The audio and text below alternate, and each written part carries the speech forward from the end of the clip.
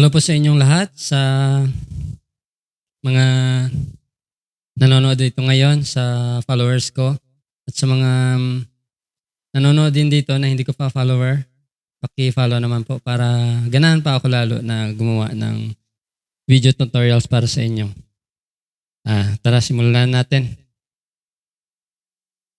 Sa lahat ng aking followers, shout out sa inyong lahat. Kung kayo man ay napadaan dito, shout out rin sa iyo. At umpisahan na natin. Ang babanata natin ngayon ay aubrey ng bread. Paborito nating lahat, bread, tinapay. Kailangan yung gitara naka-standard tuning. Tapos walang kapong ginamit. Tapos mga baguhan, index, middle finger, ring finger, pinky finger, thumb, tapos fretboard natin. Pag sinabi ko mamaya, may number yan. Tapos yung string number 1, 2, 3, 4, 5, 6. Para malaman nyo mamaya pag dinikta ko. At tara na, umpisa na natin. Para maaga tayong matapos.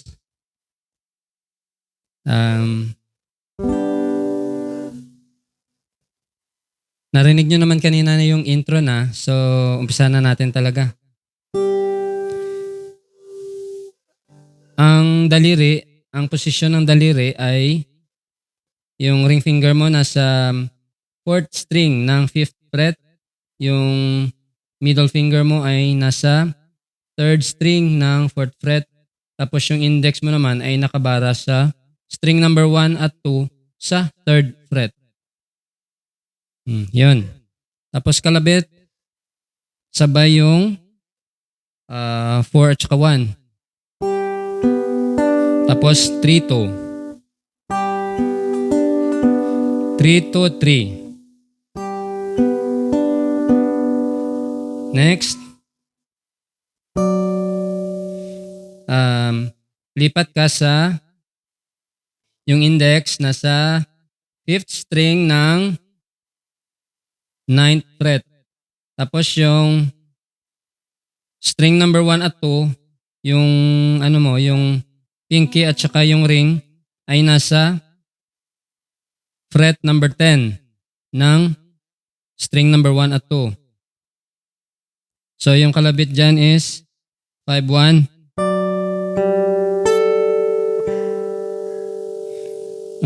5-1, 3-2-3. Tapos, lipat. Index sa 5th string ng fret number 7. Tapos, yung ring finger mo ay nasa 9th fret ng 4th string. Kalabitin lang yan. 5, 4. Tapos, lipat ka sa string number 1. Sa string number 1, yung middle finger mo nasa 8th fret. Tapos, lilipat sa 7. Next nyan is string number 2, 8th fret. Kuha, ganito yan, babagalan ko lang para makuha nyo yung tunog. Tapos ulit-ulitin nyo na lang Ay, pagdating pala dito, may sabayan na bass, yung string number 4. Ganito. Kuha. Tapos, next mo dyan. Slide ka sa 3rd fret. Yung same na na daliri. Dito galing, slide ka sa number 3rd fret. Kalabitin mo yan. Tapos, C. Yung kalabit is 1-5 sabay. 1-5. Tapos, sabay yung 1-5. 3-2-3. Next. Di ba dito? Tanggalin mo yung ring. Palitan mo ng middle finger. 5th string ng 2nd fret. Walang nagbago sa index mo ah.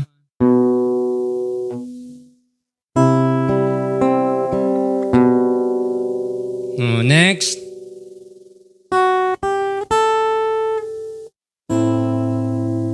Di ba ganito yung forma mo dyan?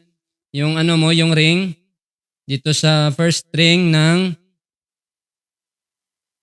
2nd fret. Kalabitin mo yan.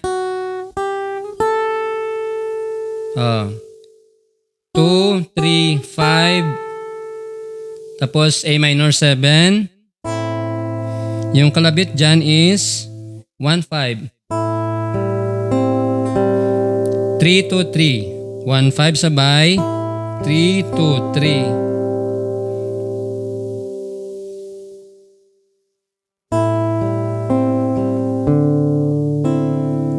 Tapos tanggalin mo lang yung middle.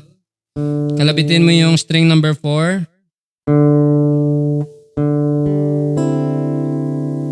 Yun. 4, 3, 1, 2. Tapos balik na yan sa G yung chord dito eh. Yung pinakaunang tinuro ko. Ulitin ko lang, babagalan ko para tignan nyo. Ito na lahat-lahat yung tinuro ko ah.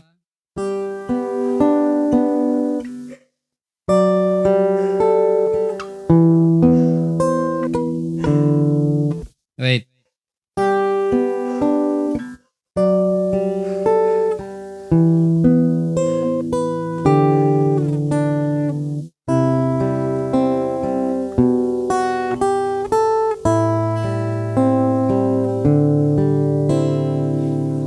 Diba? Yun na yung lahat. Tapos, mag-stanza na kayo. Stanza, pero yung nakalagay dito, intro pa lang to. Sa And thou was. Yan. Kung maghahanap kayo online, intro yung nakalagay, hindi verse.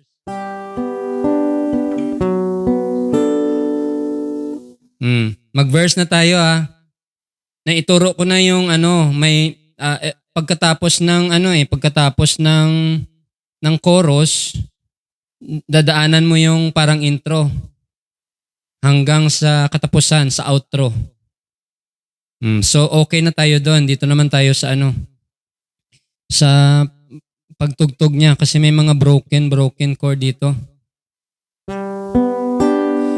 So dito sa stanza 4, 3, 1, 2. Yan. 4, 3, 1, 2. And thou was. Yan, ganyan. Galing ka dito. Naituro ko na ha. Huwag mo lang gagalawin yung index. Maglilipat ka ng daliri. Yung middle finger mo ay pumunta sa 4th string ng 4th fret. Tapos yung ring finger mo naman ay nasa 3rd string ng 4th fret. Same. Tapos yung pinky pala, may pinky dito sa 1st string ng 5th fret. Same ng tag dito ng pattern. 4, 3, 1, 2. Next chord mo dyan is magbara yung index dito sa fret number 2. Simula sa string number 4, 3, 2, 1. Yan, ibabara mo yung index. Yan Tapos yung middle mo ay nasa 2nd string ng 3rd fret. Tapos yung ring mo naman ay nasa 1st string ng 3rd fret. Tapos yung pinky mo ay nasa third string ng fourth fret. Same yung pattern. Next, C. Tapos, tanggalin lang, parang yung tinuro ko kanina, tanggalin yung ring, palit yung middle finger mo. Fifth string ng second fret. Yan. Pwedeng ganyan. 5, 4, 1, 2. Tapos A minor. 7. A minor 7. 5, 4, 1, 2. Tapos, tanggalin mo lang yung middle finger mo. Tapos, kalabit dito sa 4. 4, 3, 1, 2. Yan. Ganyan-ganyan lang yan. Tapos, kantahan ko para malaman nyo. And Aubrey was her name, and not so very ordinary girl or name, but who's to blame? Same.